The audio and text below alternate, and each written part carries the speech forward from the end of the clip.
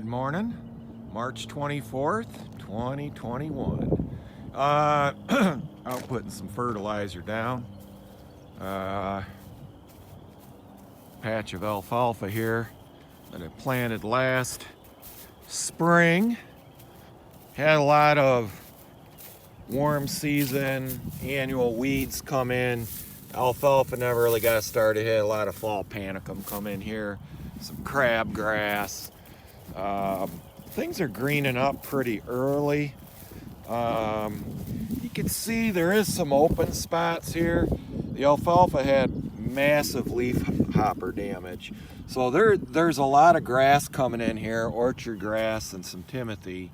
And these crowns are gonna start really filling in, these alfalfa crowns. So looks are kind of deceiving.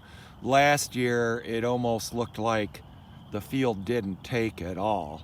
But you know, the next spring here, when these crowns start coming up and greening, you can really start seeing the alfalfa now. It's more apparent. Some seeds, you know, alfalfa stand establishment is real variable. I've had the seeding year, I've gotten 3 nice cuttings off of fields. And last year, everything I planted, I barely got anything off them.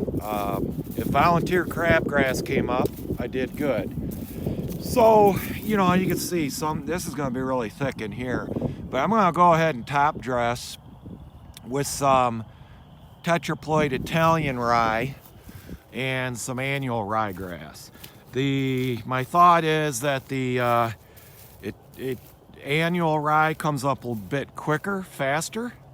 It does head out the seeding year and probably doesn't overwinter usually. The Italian rye doesn't seed out, will provide a better forage the establishment year and might act more as a biannual. So I'll be filling in some of these open bare spots, and at the same time, you know, I'm not going to have an overflux or crowding issue of that grass with my orchard grass and alfalfa. It typically takes a little while to get going in the successive years. So the ryegrass,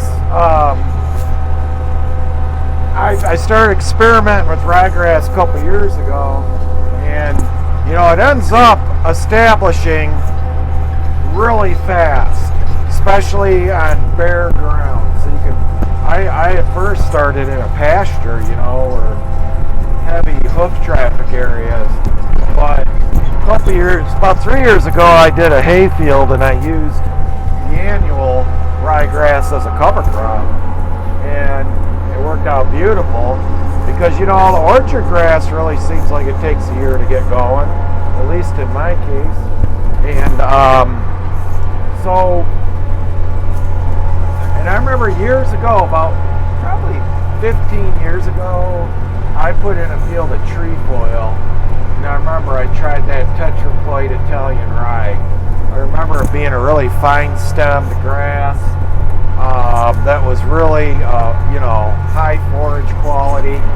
So I really liked it. So, you know, I'm gonna do a new seeding of alfalfa this year, and I think I'm gonna put the Italian ryegrass on, and because it's, I think, not seeding out the first establishment year will increase forage quality. And I was almost tossing around the idea of crabgrass. So this far north, we don't a lot of times put a lot of, you know, we don't really plant crabgrass around here on purpose. But I, by accident, the last couple of years have had that coming up, and I've been really, really impressed with crabgrass. So I'm gonna, you know, crabgrass is not a problem because it really is a warm season summer annual, and it doesn't overwinter here at all. And you know, once you get a perennial grass mat established, you don't see it again. So I just last year got really nailed by poor the alfalfa, I think, just got nailed by potato leaf hopper. I think the new seedings, I know they're more vulnerable, and you see it. Potato leaf hoppers have gotten to be a really bad problem in recent years. And then now what I'm hearing is the potato leaf hopper resistant varieties apparently are not that, good either. The guys that are planting them are still going out and spraying. So that's not really good news. There's like this 4th or 5th generation potato leaf hopper resistant varieties out now, and they showed promise. So, but anyways, I put down 923.32. It's about $532 a ton. Putting a couple 100 pounds per acre. If I don't get manure down, then I'll put something with some phosphate in it. Otherwise, pretty happy to just do a potash. But this is a new field. It didn't produce anything last year. Ended up having to really just rotary mow it, and I got a few crabgrass round bales off. That was about it. So we will see how that works this year, and I just want to be safer than sorry and crowd out any weeds that are going to come up. And I've been putting ryegrass on I did 50 acres earlier in the week of a new seeding, 2 different spots of a new seeding alfalfa. And so we'll just stay tuned and see how it works. Oh, look here. Pretty damn good establishment here.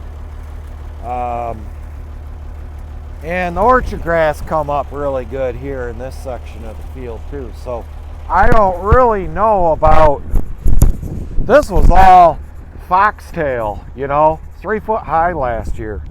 You had to rotary mow it and mulch it up. That alfalfa stayed in there, and it's sometimes it takes a year to get going, but didn't look this good at all last fall even. I'm a little concerned now that it is greening up this early in March, because we can have some nasty killing frost into early May. It can really burn this back bad. So, plus I still got fields where I got manure to put on. This might be the end of wheel traffic on some of these fields.